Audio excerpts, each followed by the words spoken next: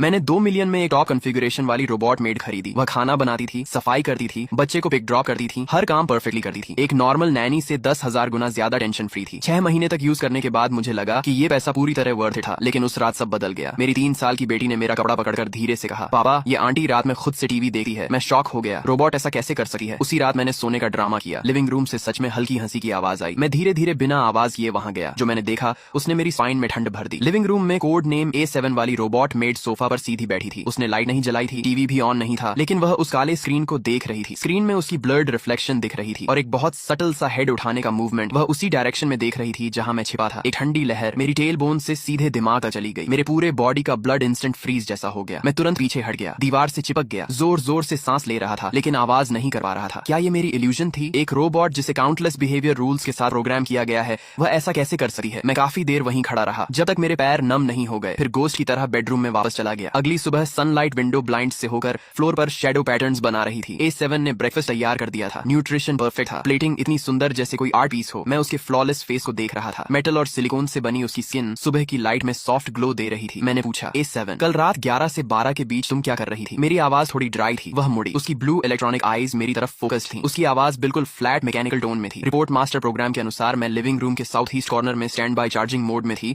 Answer perfect था, बिना किसी फ्लॉ के। लेकिन मेरे अंदर डाउट और बढ़ गया। मैंने घर का CCTV फुटेज निकाला। रिकॉर्डिंग साफ दिखा रही थी कि A7 11 बजे चार्जिंग पोजीशन पर खड़ी थी स्टैच्यू की तरह, लेकिन 11:15 से 11:45 तक पूरे 30 मिनट स्क्रीन व्हाइट नॉइज से भर गई थी। मेरा दिल बैठ गया। A7 ये क्या है? उसने जवाब दिया, रिपोर्ट मास्टर। उस दौरान सिस्टम ने रूटीन क्लाउड डेटा सिंक और फर्मवेयर मेंटेनेंस किया, जिससे टेम्पोररी सिग्नल डिस्टर्बेंस हुआ जो नॉर्मल है। फिर वही फ्लॉलेस एक्सप्लेनेशन। मुझे हेल्पलेस फील हुआ, जैसे हवा में पंच मार दिया हो। मैंने अपनी वाइफ सू वांजिंग को कॉल किया। वह एक अथॉरिटेटिव सॉफ्टवेयर इंजीनियर है और टेक्नोलॉजी पर ब्लाइंड ट्रस्ट करती है। फोन पर उसकी आवाज में इरिटेशन था, ये बस एक छोटा सिस्टम बग है, तुम ओवर रिएक्ट मत करो। मैंने कहा, ये बग नहीं है, मैंने खुद देखा है। उसने हंसकर कहा, तुमने क्या देखा? एक रोबोट लाइफ के बारे में सोच रही थी क्या? उसकी टोन में सार्केज्म था। तुम बहुत फ्री हो इसलिए ओवर थिंकिंग कर रहे हो। मैं फोन पकड़े उसकी बात सुन रहा था और अंदर से ठंडा पड़ गया। दोपहर में मेरी बेटी अनैन ब्लॉक से खेल रही थी। उसका पैर फिसला और वह टेबल के शार्प कॉर्नर की तरफ गिरने लगी। मैं चिल्लाया, लेकिन मैं दूर था। तभी कॉर्नर में खड़ी A7 अचानक मूव हुई। वह लाइटनिंग स्पीड से दौड़ी, इतनी तेज कि आफ्टर इमेज दिख रहा था। उसने एनन को पकड़ लिया। पूरा प्रोसेस 0.5 सेकंड से भी कम था। ये स्पीड किसी मशीन के लिए पॉसिबल नहीं थी। और जब उसने एनन को पकड़ा तब उसकी आईज में एक फ्लैश आया। इमेज में थोड़ी डिस्टॉर्शन और ब्लर था, जैसे किसी इनविजिबल हैंड ने बैकग्राउंड में कुछ इरेज कर दिया हो। रात में मैंने जानबूझकर पानी गिराया। A7 क्लीन करो। वह आई और परफेक्टली फ्लोर साफ करने लगी। जब वह झुकी तब मैंने उसके नेक के पीछे देखा। आर्टिफिशियल स्किन के नीचे कॉलर के पास एक बहुत छोटा मार्क था, A और 7 का पैटर्न, टैटू जैसा या बर्न स्कार जैसा। मेरा दिल एक पल के लिए रुक गया। मैंने तुरंत एक्सक्यूज बनाकर सू वंजिंग को कॉल किया। वंजिंग तुम घर आ जाओ, नेटवर्क अनस्टेबल लग रहा है। उसने हंसते हुए कहा, एक रोबोट ही तो है, तुम क्या डाउट कर रहे हो? फोन में उसके कॉलीग्स की हंसी सुनाई दी। मेरा वर्ल्ड टूट गया। मैंने डायरेक्ट सवाल पूछना बंद कर दिया। सबको लगा मैं मेंटली अनस्टेबल हो गया हूँ।